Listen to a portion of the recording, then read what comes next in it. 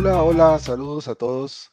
Bienvenidos a nuestro estudio en las cartas del Apocalipsis. Y gracias por participar y gracias por estar acá escuchando.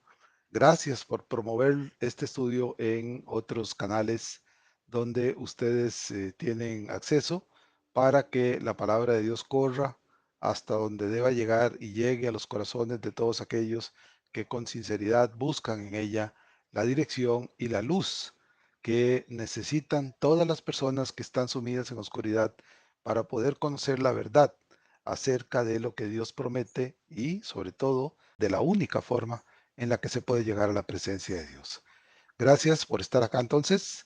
Hoy, por tanto, estaríamos concluyendo todo el estudio que llevamos de la iglesia de Teatira y de ser así, con la ayuda y la bendición del Señor Dios Todopoderoso, para la próxima semana estaríamos iniciando la quinta iglesia, que es la de Sardis, con la cual esperamos también extraer no solo valiosa enseñanza, sino conocimiento necesario para fortalecer nuestra fe y sobre todo para poder seguir siendo lo que somos hasta aquí y permanezcamos firmes y fieles delante del Señor.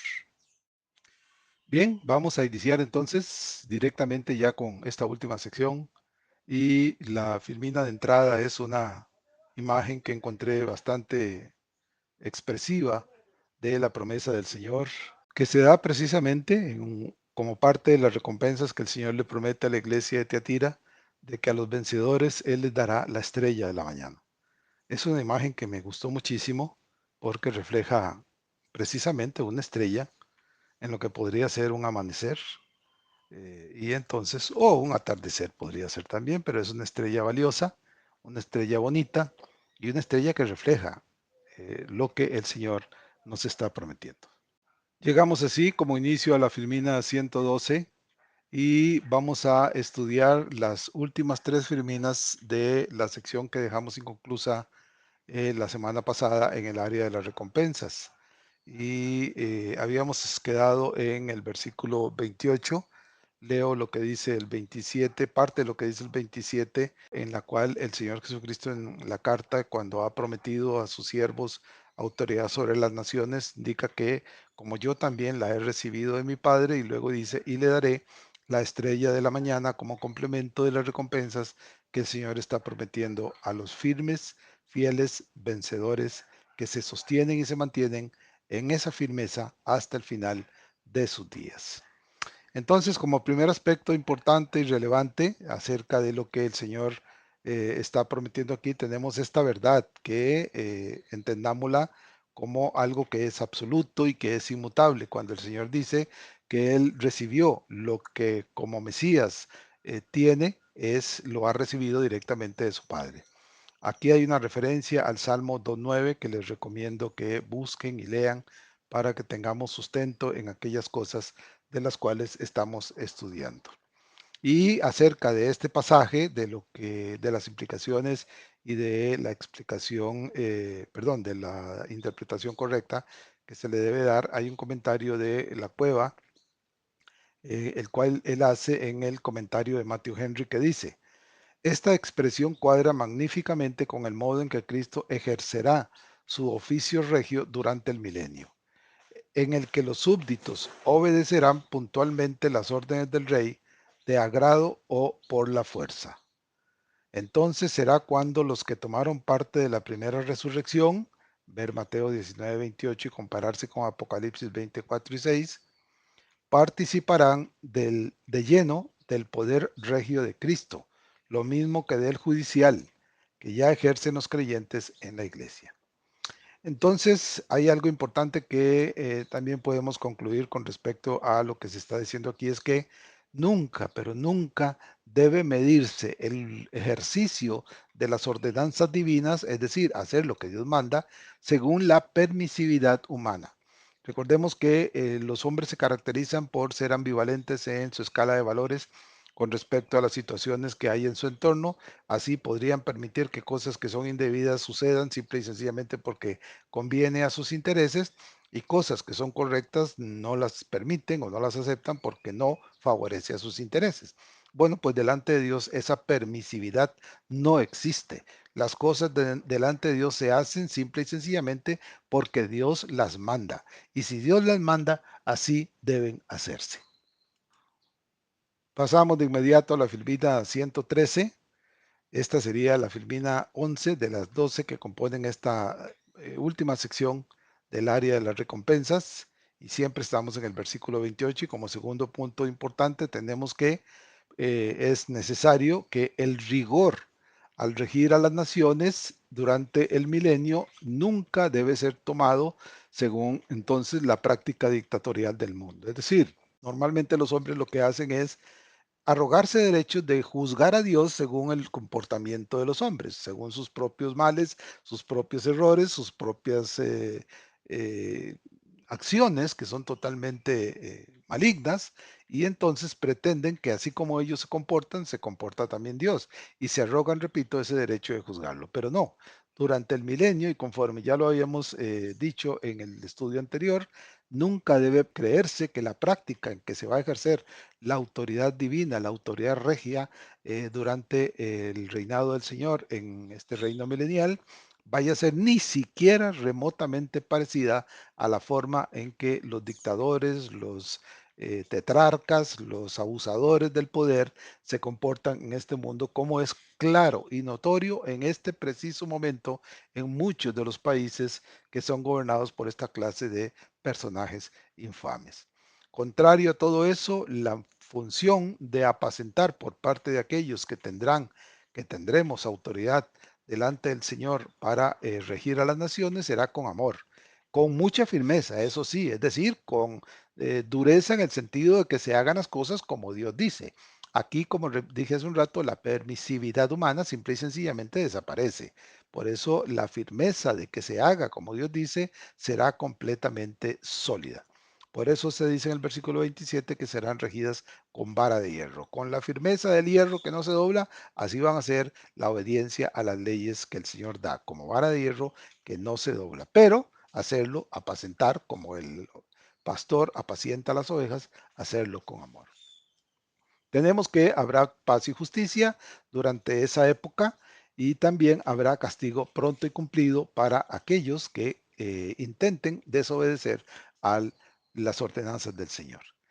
Tenemos también que en su condición eterna de santidad, como Rey de Reyes y Señor de Señores, al Señor Jesucristo reinando en Jerusalén durante el milenio, nadie, absolutamente nadie podrá oponerse a sus mandamientos o violar sus mandatos. Estos son de aplicación absoluta y total, y no solo en su condición divina el Señor velará porque esto suceda, sino que aquellos que seamos corregentes con el Señor durante el milenio, nos aseguraremos con esa autoridad que Él nos da de que tales leyes y tales mandatos se cumplan de manera completa.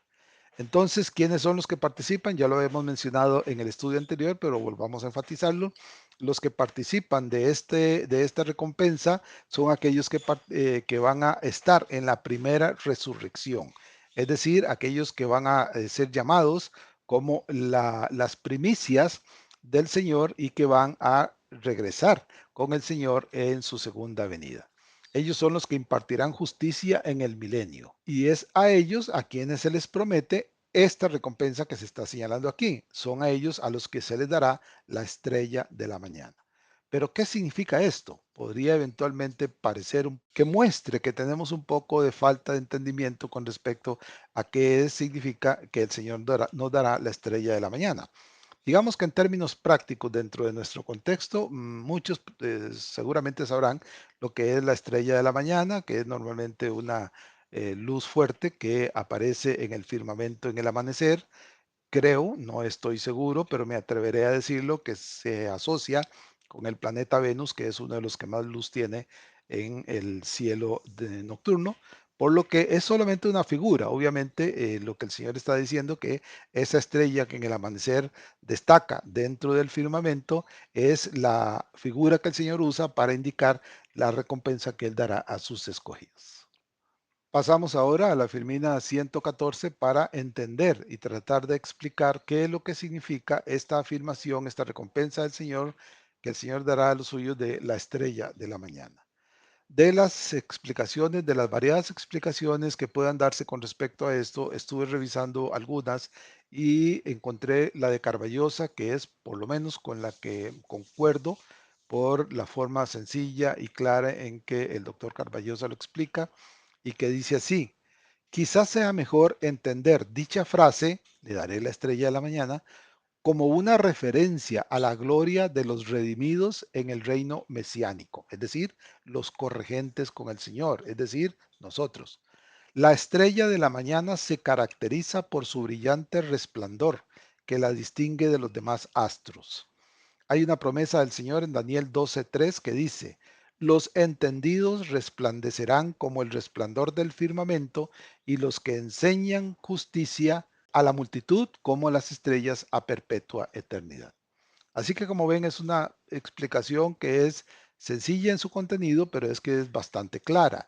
No se pretende dar una afirmación dogmática absoluta, pero sí una aclaración de lo que es. Como sea, aun si no tuviésemos totalmente claro de lo que significa, una cosa es, sí es absolutamente cierta, que el recibir la recompensa de la estrella de la mañana será bueno, muy bueno para todos aquellos que la recibamos. Así que bajo esa premisa, ciertamente sabremos que nos gozaremos con esta recompensa que el Señor nos da.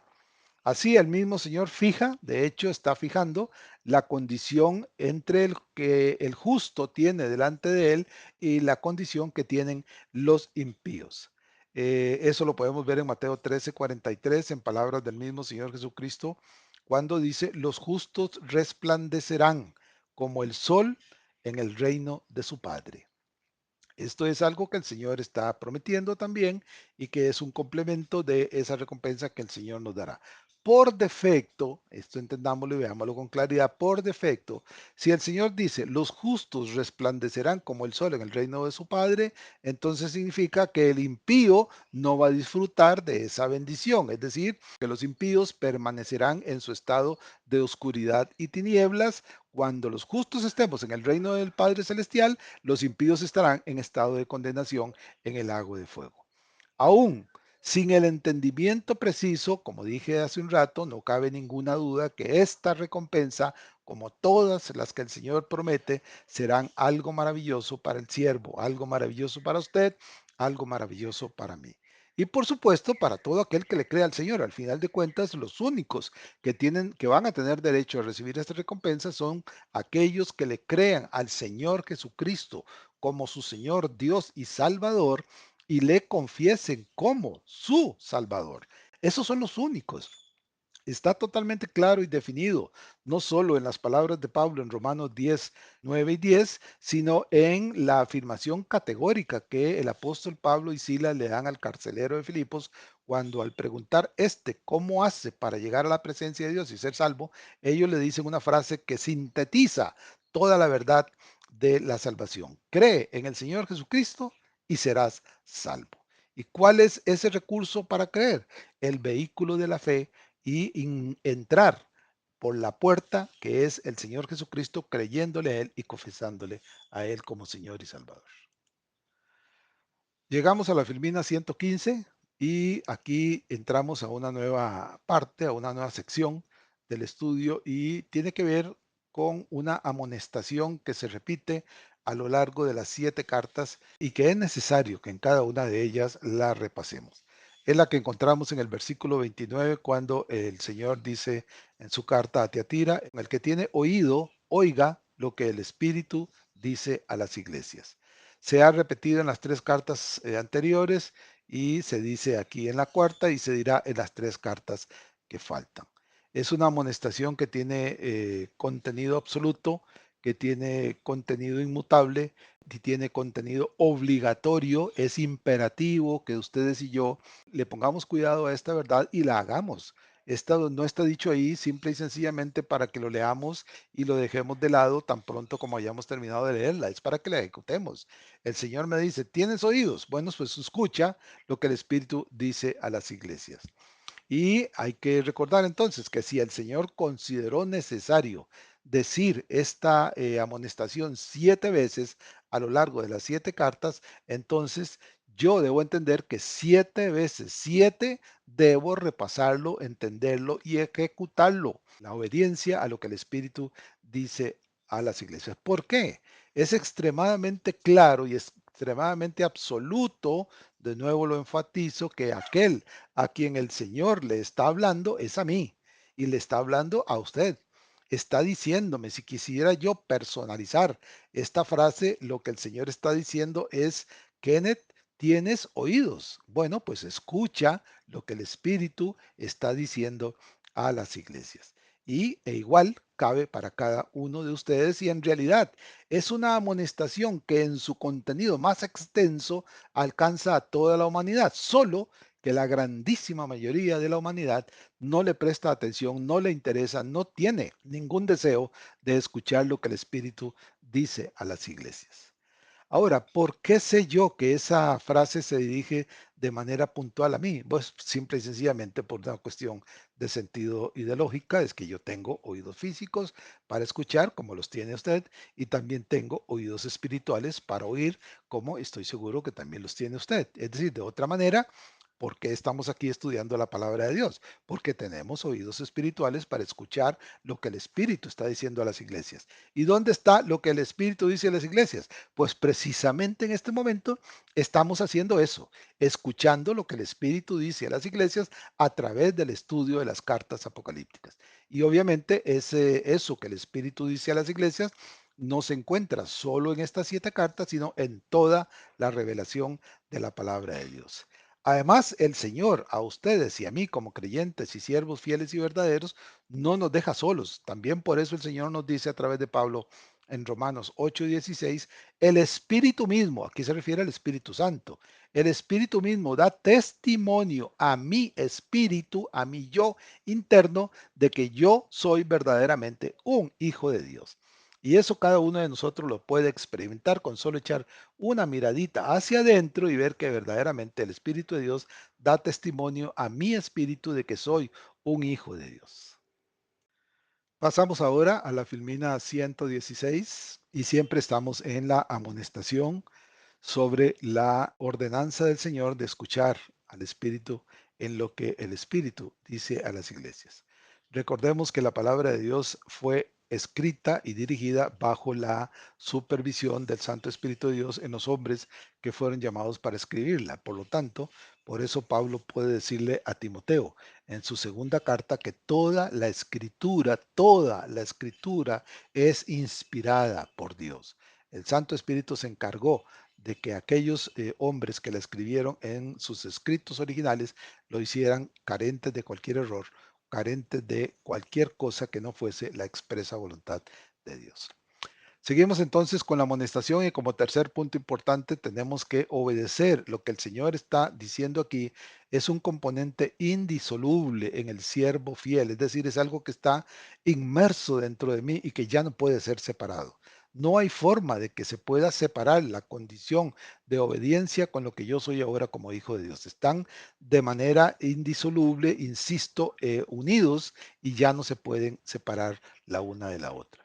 Y esta es una condición que es propia, repito, del siervo fiel y vencedor. Esto es de aquello que dice Pablo en Gálatas 2:20 cuando afirma, con Cristo estoy juntamente crucificado y ya no vivo yo, mas vive Cristo en mí.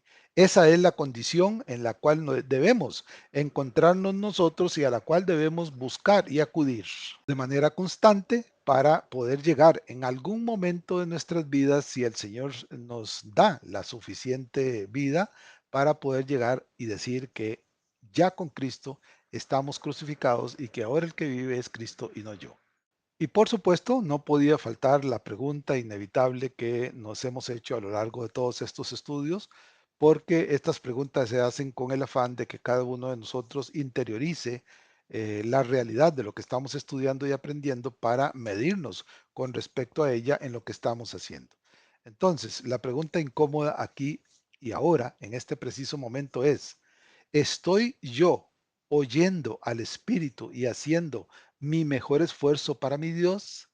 Hay preguntas secundarias que también debo hacerme con relación a esta, es decir, que miden el estado y la condición en la que si verdaderamente yo estoy haciendo lo mejor de mis fuerzas, mi conocimiento y mis capacidades en beneficio de la obra del Señor. La siguiente pregunta sería, ¿o acaso estoy oyendo al Espíritu y hago un esfuerzo aceptable en su obra? Es decir, no lo estoy dando todo, pero estoy dando un poco de mis capacidades en la obra del Señor. ¿Será eso lo que estoy haciendo? O quizás estoy oyendo al Espíritu a veces y esforzándome un poco. Es decir, digamos que no estoy totalmente inactivo, pero que de vez en cuando me acuerdo y entonces hago algo para no estar totalmente en ociosidad. Y lo último es que será que del todo no estoy oyendo al Espíritu ni haciendo nada o casi nada. Caramba, esta sería la parte más grave de todas. Si las dos anteriores son graves, esta es la peor. Mi posición es no escuchar al Espíritu ni hacer nada o casi nada. Significa que no estoy dándole el tiempo necesario al conocimiento y aprendizaje de la palabra de Dios. No estoy reteniendo su enseñanza y no estoy practicando lo que me está siendo enseñado. En otras palabras, no estoy oyendo al Espíritu y tampoco estoy obedeciendo en lo que Él le dice a las iglesias. ¿Será esa la condición? ¿Sabe cómo lo puede saber? Es muy sencillo. Hay una forma de medición totalmente humana, pero es totalmente práctica para saber en dónde estoy parado. Y ya lo hemos usado anteriormente, que es usar la escala del 1 al 10. Pensemos, en escala de 1 al 10 con respecto a si estoy oyendo o dejando de oír, oyendo poco o oyendo nada, lo que el Espíritu dice a las iglesias. Si el Señor me diera una puntuación con respecto al grado de obediencia que yo estoy teniendo a la hora de oír lo que el Espíritu dice a las iglesias, ¿cuál sería? ¿Cuál sería esa puntuación en escala de 1 a 10? Recordemos que 1 es nada de nada. Si me dan una nota de 1 es porque no estoy haciendo absolutamente nada, porque soy un absoluto fracaso como siervo del Señor. Y 10 en este caso sería alcanzar el nivel del apóstol Pablo. Bueno, la pregunta es, ¿dónde estoy yo en escala de 1 al 10? Yo creo, si está escuchando este mensaje, este estudio y ha estado participando de este estudio, definitivamente el 1 no es suyo, no es para usted. Tal vez ni siquiera el 2, quizás ni siquiera el 3. El 4 todavía podría ser un poco bajo. Pero si usted está escuchando los estudios constantemente, yo pensaría que estamos en más de 5, pero que todavía no llegamos a 9. Bueno, pues seguimos avanzando. Pensemos, ¿cuál sería la puntuación que el Señor me da? Entre más alta, mejor. Entre más baja, peor. Entonces, aquí lo que hay que hacer es, si tomamos en cuenta que 10 es el apóstol Pablo y él es la referencia humanamente hablando que debemos hacer, precisamente imitar a Pablo en lo que dice en 1 Corintios 11:1. Sed imitadores de mí como yo lo soy de Cristo. Entonces, por regla de 3, Pablo lo que me está diciendo es, sean imitadores del Señor Jesucristo. Que esa es la meta y el deseo de todos y cada uno de nosotros. Debemos desear cumplir en todo momento de nuestras vidas, porque haciéndolo estaremos cumpliendo con esta amonestación de escuchar lo que el Espíritu dice a las iglesias. Pasamos a la Filmina 107, que ya es un resumen, por lo cual en la Filmina anterior estaríamos terminando lo que era la carta propiamente dicha, y aquí estaríamos haciendo el resumen que hemos hecho en las cartas anteriores acerca de toda la carta como tal en cada uno de los puntos que el Señor señala. Este resumen empieza, como siempre, con la presentación que el Señor le hace a la iglesia de Tiatira, cuando le dice, el Hijo de Dios, el que tiene ojos como llama de fuego y pies semejantes al bronce bruñido. No hace falta mayor esfuerzo para entender que cuando el Señor se presenta así, es porque está bastante enojado con la iglesia de Tiatira. Está listo para emitir un juicio de castigo sobre ellos y la condición de sus ojos y sus pies, ojos como llama de fuego y pies como bronce bruñido, así lo demuestran. Así que la aplicación que debemos hacer es, ¿dónde estoy yo con respecto a esta presentación? ¿El Señor se presentaría delante de mí de igual forma que como en Tiatira o lo haría con la actitud del pastor amante que va a su oveja porque está escuchando lo que el Espíritu le dice a las iglesias? El segundo aspecto es el de la alabanza. Versículo 19, donde el Señor le dice a Teatira: yo conozco tus obras y amor y fe y servicio y tu paciencia, y que tus obras postreras son más que las primeras. Vean que a pesar del desvío que se produjo en la iglesia de Tiatira, la alabanza es abundante. El Señor señala una serie de detalles, de aspectos de comportamiento que la iglesia está llevando a cabo, y además señala el crecimiento que ha tenido. Es decir, es una iglesia que, si se quiere, es paradójica, porque tiene grandes obras de amor, fe, servicio y paciencia, además de que las obras de amor, fe, servicio y paciencia iban creciendo con los años al punto de que eran mayores las que estaban haciendo recientemente que las que hicieron en el pasado. Y a pesar de eso, se desviaron creyéndole a una mujer impúdica como Jezabel. Luego tenemos lo que es el tercer punto, que es la recriminación, en la cual el Señor en el versículo 20 le dice a la iglesia: pero tengo unas pocas cosas contra ti, que toleras que esa mujer Jezabel, que se dice profetiza, enseña y seduzca a mis siervos a fornicar y a comer cosas sacrificadas a los ídolos.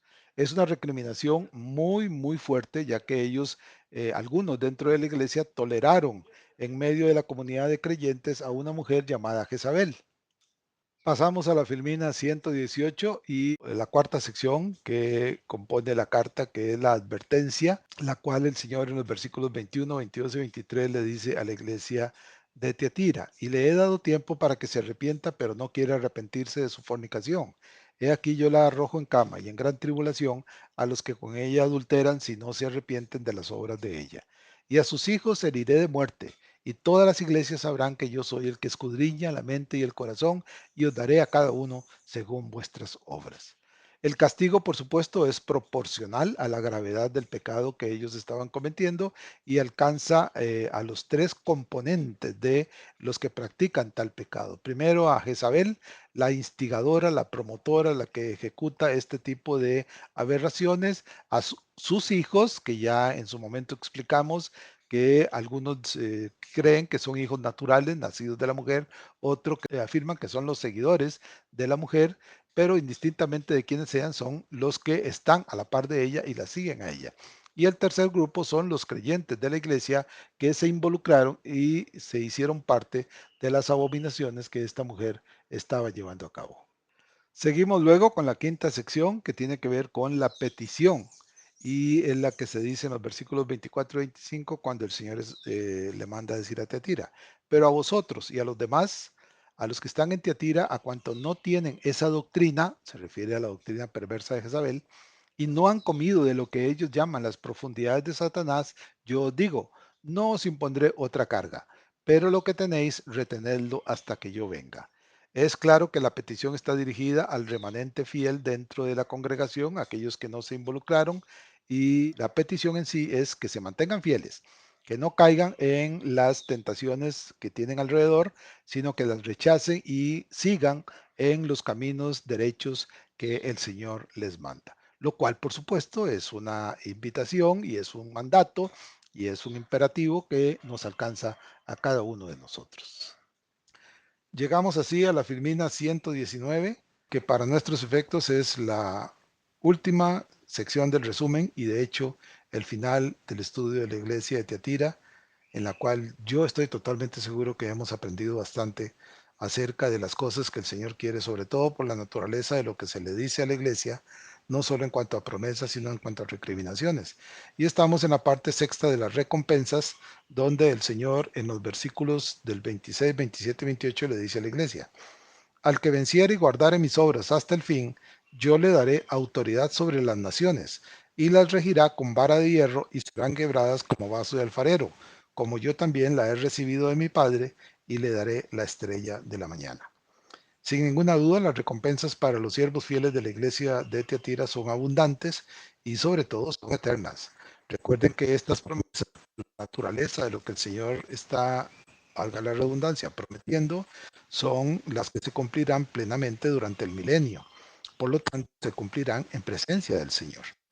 Y que aquí interviene la fe de Abraham, que le creyó a Dios en todas las promesas que le hizo y le fue contada por justicia. Bueno, nosotros no le vamos a, le creemos a Dios, pero no para ser será contado por justicia porque ya somos justos delante del Señor en los méritos y en la fe del Señor Jesucristo y su sacrificio en la cruz y su resurrección el tercer día. Pero en todo caso le creemos al Señor Jesucristo cuando nos promete que Él nos dará en ese reinado milenial en el cual estaremos en corregencia con Él, nos dará autoridad sobre las naciones, las regiremos con vara de hierro, las quebraremos como vaso de alfarero, aquellos que sean desobedientes, y esto porque así como Él recibió la autoridad y el poder de su Padre, así nos lo trasladará a nosotros. También dice que nos dará la estrella de la mañana.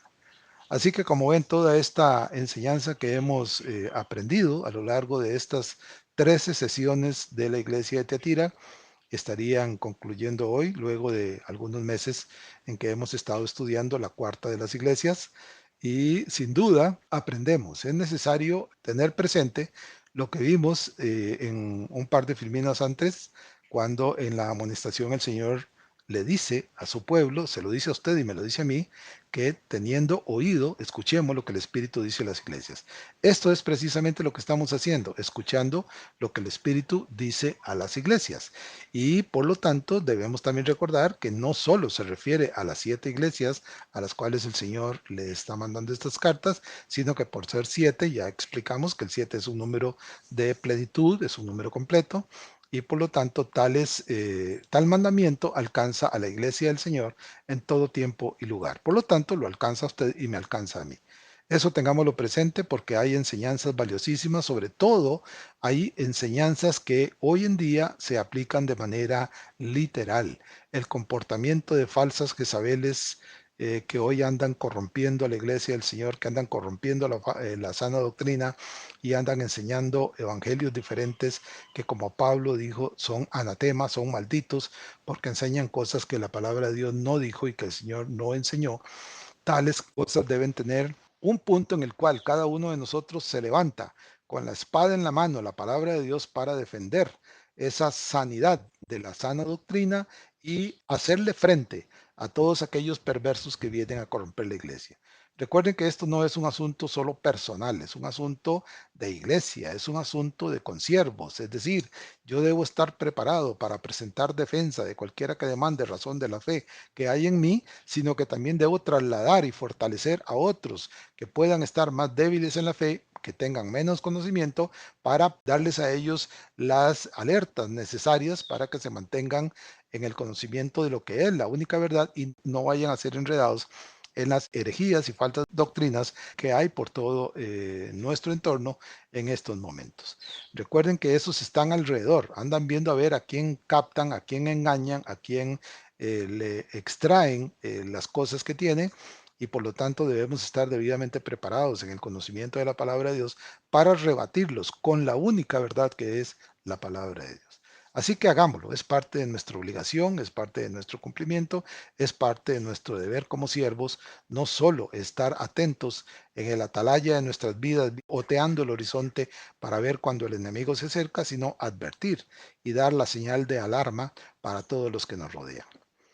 Gracias, entonces estaríamos terminando por acá. Gracias por escuchar, gracias por participar y gracias por atender a la palabra del Señor, que al final de cuentas lo único importante es que cada uno de nosotros haga propio, haga suyo las enseñanzas que aquí se están dando y podamos al final llegar delante de Dios con un rostro de satisfacción y el Señor nos dé una palmadita en el hombro diciéndonos, bien, buen siervo fiel, en lo poco has sido fiel y en lo mucho te daré, entra en el gozo de tu Señor. Esas serán las palabras finales del Señor. Recuerden que participar a otros es necesario llevar este evangelio, llevar estas enseñanzas a tantos lugares como nos sea posible, como las redes sociales lo permitan.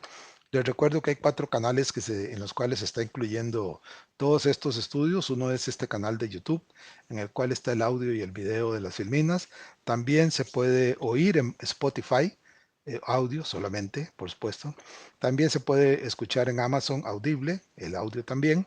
Y también se puede escuchar en el podcast de Apple, también el audio. Así que si alguno de nosotros tiene acceso a todo eso, podemos recomendar a otras personas y pedirles que escuchen el mensaje y tal vez alguno de ellos también sea llamado a la familia del Señor. Pues, lo más que puede pasar en todo caso es que alguien nos diga, mira, eso no me interesa, no me lo mandes, y ahí termina.